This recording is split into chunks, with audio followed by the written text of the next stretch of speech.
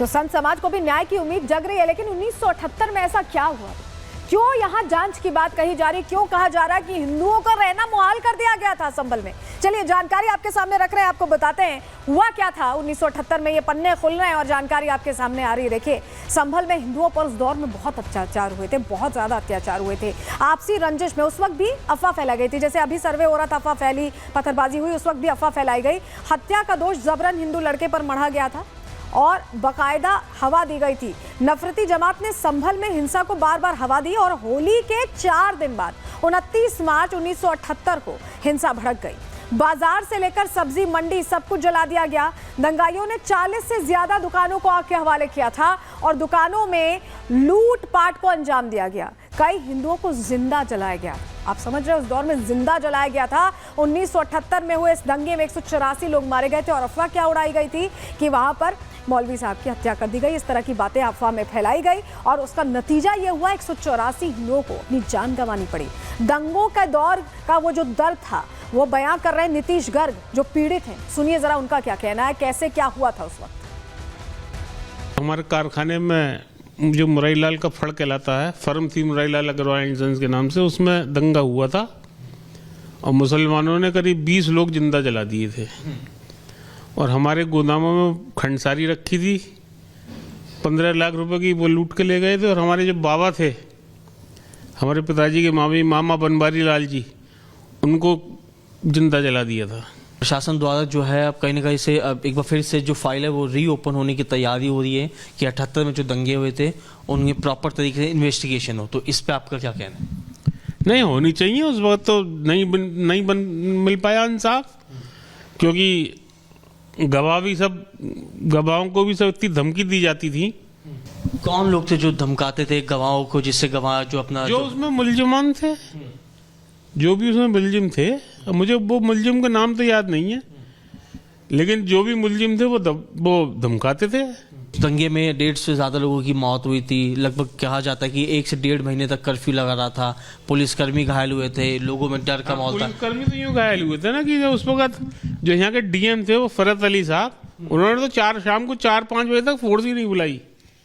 अच्छा, उन्होंने दंगा होने दिया, वो अपने आराम से कोतवाली में बैठे रहे। जब यहाँ की हिंदू पब्लिक उन पर गई कि साहब कुछ तो करो, हम मारे जा रहे हैं, हमारी व्यापार पर खत्म करते जा रहे हैं लोग, तब उसके बाद उन्होंने कोई फोर्स बुलाई, तब कुछ दंगा रुका। नहीं तो वो तो बिल्कुल ऐसे बैठे रहे जैसे कि रोम जल लिया। सुबह से शुरू हो गया, दोपहर तक कोई फोर्स डिप्लॉय नहीं, कोई फोर्स नहीं डिप्लॉय हुई और उसके बाद भी 1-1.5 महीने तक बहुत खौफ रहा।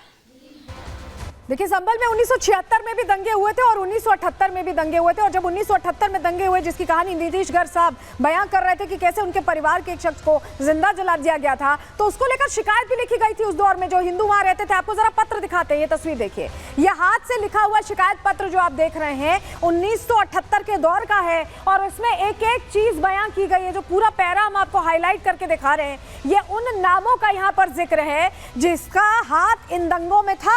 क्या लिखा था इस शिकायत पत्र में, अब ये भी आपको बताने जा रहे हैं, क्योंकि इसमें बहुत सारी ऐसी चीजें लिखी थी जो बता रही थी कि किस तरह से उस दौर में दिक्कत पेश आई थी और कैसे हिंदुओं को मजबूर किया गया था, उन्हें जला दिया गया था। संभल में 1978 दंगे का शिकायत पत्र, जिसकी तस्वीर हमने आपको दिखाई, वो दंगे की एक एक बात यहाँ बयां करता है। शिकायत पत्र में लिखा है कि भीड़ नारा लगाते हुए आई और दुकानों में आगजनी और तोड़फोड़ कर दी गई, तबाही मचा दी गई। दंगाइयों ने कई दुकानों में लूटपाट भी की और शिकायत पत्र में 2700 नगद लूटने का जिक्र है। उस दौर में 2700 नगद भी बहुत हुआ करते थे 1978 में।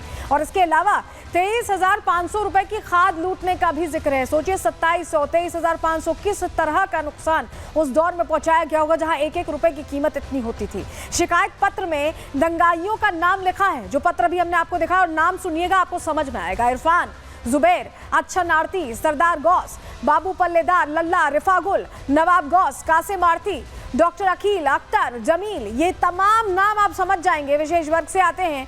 और इनके समेत कुल 12 आरोपियों के नाम उस पत्र में लिखे थे, जिसकी तस्वीर हम आपको दिखा रहे थे। पीड़ित ने लिखा था कि इन्हें पहचान सकता हूं, लेकिन उस दौर में किसी ने कार्रवाई नहीं की, किसी ने कोई एक्शन नहीं लिया और यहाँ तक कि हालात बदतर होते गए, संभल छोड़ते गए हिंदू। हालात ये हो गए कि डेमोग्राफी बदल गई, संभल की तस्वीर बहुत इतर है, बहुत अलग है। बता रहे हैं आपको क्यों हम ऐसा कह रहे हैं। चलिए जानकारी आपके सामने रख रहे हैं।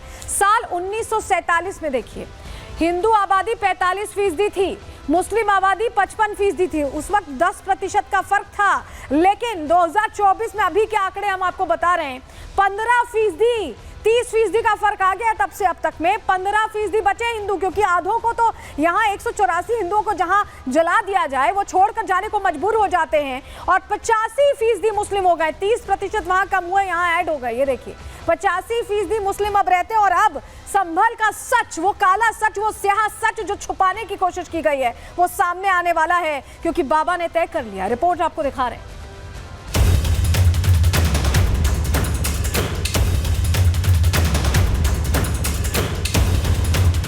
संभल पर दंगों के दाग हैं, अत्याचार का चौंकाने वाला रिकॉर्ड है, पीड़ित हिंदुओं का दर्द है, मां बहनों के आंसू हैं, और इंतजार है कि इंसाफ कब मिलेगा। संभल में धार्मिक कट्टरता नासूर बनती जा रही है, जिसकी सर्जरी जरूरी है। ऐसे में सूबे के मुखिया योगी आदित्यनाथ ने कह दिया है कि सर्जरी होगी और हमें तैयार रहना होगा। जख्म का उपचार होना बहुत आवश्यक है। सर्जरी एक बार होगी और उस सर्जरी के लिए हमें तैयार रहना होगा। संभल हिंदू आस्था का बड़ा केंद्र है। बावजूद इसके संभल का इस्लामीकरण किया गया। योजनाबद्ध तरीके से हिंदुओं को संभल से पलायन पर मजबूर किया गया, डराया गया, धमकाया गया। जो नहीं माने उन्हें जिंदा जला दिया गया। और जब हिंदुओं ने इंसाफ की गुहार लगाई तो पिछली सरकारों ने उनकी आवाज को दबा दिया। 1978 का दंगा बड़ा भयानक था, उसमें सैकड़ों लोग मारे गए। योगी आदित्यनाथ जी ने उन दंगों की फाइल को खोलने की बात की है। योगी आदित्यनाथ जी चाहते हैं कि जिन लोगों ने उन निर्दोष लोगों की हत्या की, उनके घरों को जलाया, उन पे मुकदमा चलना चाहिए, उस फाइल को ओपन किया जाना चाहिए। इन लोगों के ऊपर इस दंगे के मुकदमे दर्ज हुए थे, उसमें सैकड़ों लोग थे। वो मुकदमे वापस करने का काम गवर्नर शासन में कांग्रेस पार्टी ने किया। जिस हिंसा के बारे में सोचकर आंसू नहीं थम रहे, सोचिए वो दृश्य कितना भयावह रहा होगा। पुलिस रिकॉर्ड्स के मुताबिक 1978 के दंगे की शुरुआत में ही 184 लोग मार दिए गए थे। इनमें से कईयों की शव का पता ही नहीं चला। पुलिस रिकॉर्ड्स में 1978 का दंगा आजादी के बाद संभल का सबसे बड़ा दंगा था, जिसका दर्द आज भी हिंदुओं की आंखों से छलकता है। यही वजह है कि सीएम योगी ने संभल में इंसाफ की तैयारी शुरू कर दी है। वहां पे इनका कोई धर्म नहीं है। मस्जिद के ऊपर किसका कब्जा रहे, सांसद का रहे या विधायक का रहे, उसकी लड़ाई चली। देखिए, संभल का इतिहास एक पुराना है, वहां के घाव भी बहुत पुराने हैं। वहां पे मतलब एक सोची समझी रणनीति के तहत एक सांप्रदायिकता के कांड होते थे। वहां पर हिंदुओं को मारा जाता था। जब वो मरे थे उसके बाद जो घाव थे उसको भरने कोई नहीं गया। घाव कभी नहीं भरते जब तक कि न्याय नहीं मिलता। और न्याय के लिए 20 साल भी हो, 30 साल भी हो, 50 साल भी हो, तो वो कम नहीं होता। उस जमाने के उन लोगों का जो घाव है वो आज भी ताजा है एक प्रकार से, तो उसको भरने का काम किया जा रहा है जब तक कि उनको न्याय नहीं मिलेगा। एक तरफ बीजेपी है जो संभल के हिंदुओं को इंसाफ दिलाने की पक्षधर है, वहीं दूसरी तरफ विपक्ष है जिसने उस वक्त भी तुष्टीकरण वाली सियासत की और आज भी सियासी तर्क देकर दंगाइयों की करतूतों पर पर्दा डालने की कोशिश कर रही है। तो पन्ने खुल गए हैं जिन पन्नों में अत्याचार की, अन्याय की गाथाएं हैं, जिसमें निरपराध लोगों की नरसंहार हैं, हत्याएं हैं, और इन मामलों की जांच किया जाना, दोषियों को सजा दिया जाना और पीड़ितों के जख्मों पर मरहम लगाना, उनको न्याय दिया जाना, यह अभी भी समीचीन है। और इसलिए इन बातों को लेकर के अगर आवाज उठाई जा रही है तो निश्चित तौर पर यह आवाज सुनी जानी चाहिए, क्योंकि पीड़ित के परिजन अब भी न्याय की आस लगाए बैठे हैं कि कैसे उनके साथ तत्कालीन सरकारों ने मजहबी तुष्टीकरण के चलते अन्याय करने का काम किया था और अन्याय करने वालों का साथ देने का काम किया था। जो पहले दंगे हुए उनकी जांच कराने की बड़ी चिंता है। जो दंगे आज से 40 साल 50 साल पहले हुए, उससे आज के युवाओं किसानों का कोई भला होने वाला नहीं है। लेकिन सरकार पुरानी जड़ें खोदकर इस देश का जो भाईचारा है उसको समाप्त करना चाहती। यही भारतीय जनता पार्टी की स्थापना के समय से, आरएसएस की स्थापना के समय से मंशा रही है। संभल सनातन के इतिहास से जुड़ा हुआ है। ऐसे में विपक्ष भले सियासत करे, लेकिन सीएम योगी ने शपथ ले ली है कि भगवान कल्कि के जन्म स्थल को कट्टरपंथियों से मुक्त कराएंगे, साथ ही सनातन से जुड़ी विरासत को उसकी खोई पहचान लौटाएंगे। Bureau report, Republic Bharat.